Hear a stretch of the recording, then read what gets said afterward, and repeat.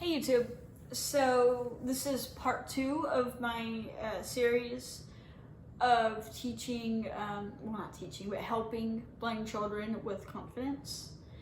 And today's main topic is going to be cooking and in the kitchen.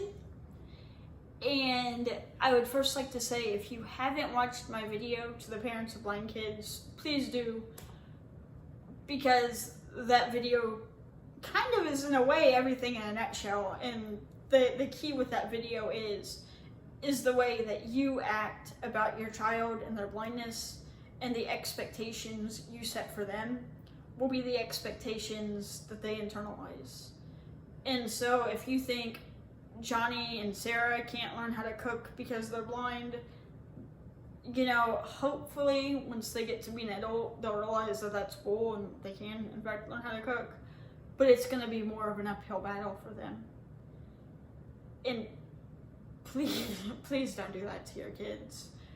I've talked to blind people and met blind people that were told, you can't do this, and that were wrapped in bubble wrap their whole life. And these are people without multiple disabilities. Blindness is their only issue, and that really is what they internalized. And some of these people are so clever, but they internalized they are their disability, and it's really sad, and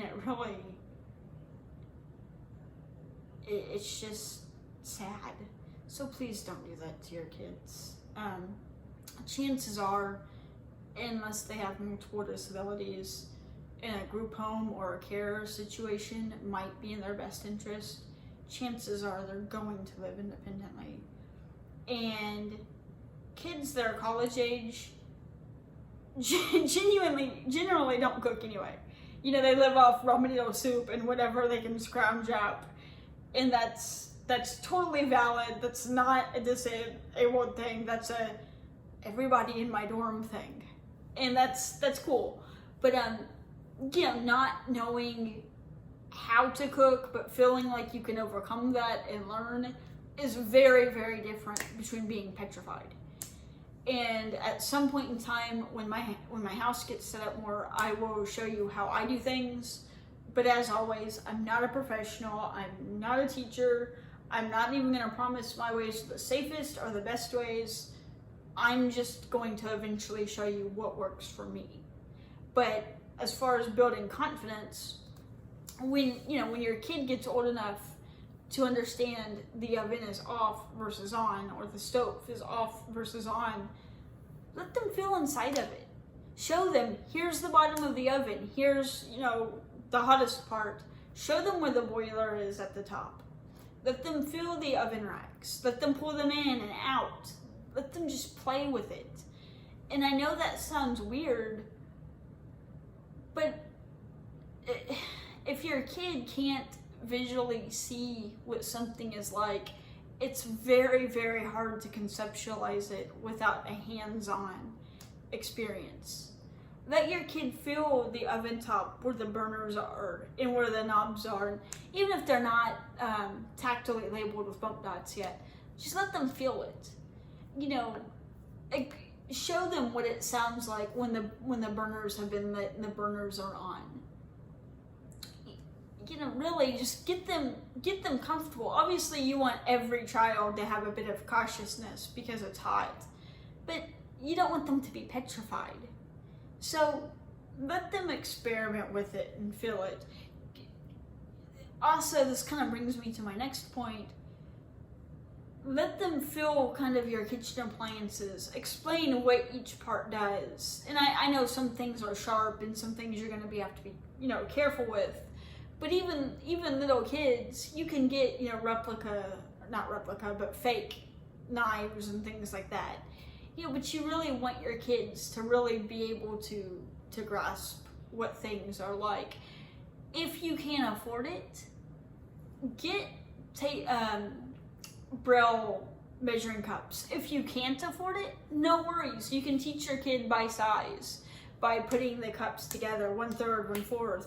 Yeah, show them how it all fits together. And I would do that anyways, even if you did get Braille cups, because it helps them understand size, the difference of size.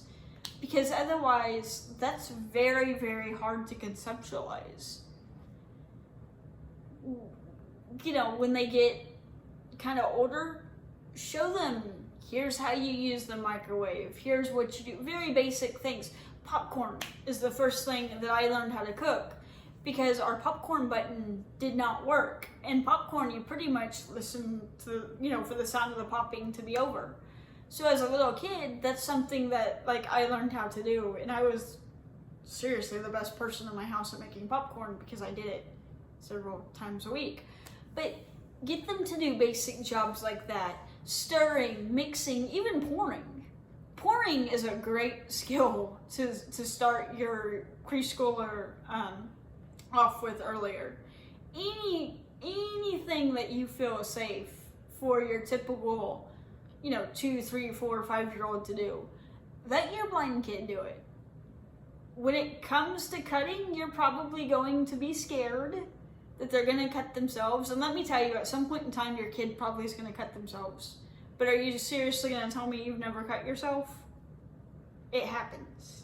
Your kid is going to get hurt at some point in time, and everybody does. Once you feel like they're ready, let them start experimenting and cutting themselves. Well, not cutting themselves. Gosh, that sounds bad. But let them start cutting food. And understand that you're, you know, it comes with the territory. That's kind of the biggest takeaway. Oh, and another thing, please teach them how to tell when food's gone off. That's not so much building confidence, but that's really just a public service announcement. If there's anything specific, any cooking skills specifically you want to see me show, demonstrate, if you want to hear me verbally describe, I'm going to try to verbally describe everything I do in my videos. Please let me know.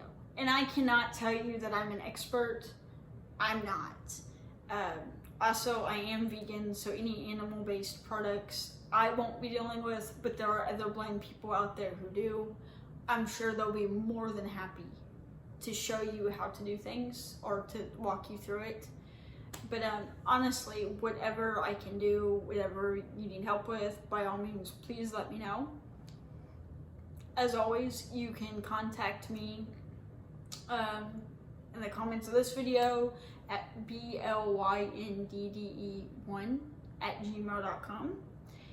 And on the Blind and Visually Impaired Support Network group on Facebook, I'm the one that posts these videos. Ask those folks too, because I gotta tell you, there's an admin on there, and I don't use names, just so you know, because I know everyone's not comfortable with that. But from what I understand, she's a really, really good cook. She lost her sight later in life. She would be a very, very, very, very good resource. If any of you have any questions at all, definitely ask her. Put up a post, hey, you know, I really want to know how to make da-da-da-da-da-da. And I know she would be very, very happy to give suggestions. So, as always, I really, really hope that this helped somebody, and thank you so much for watching.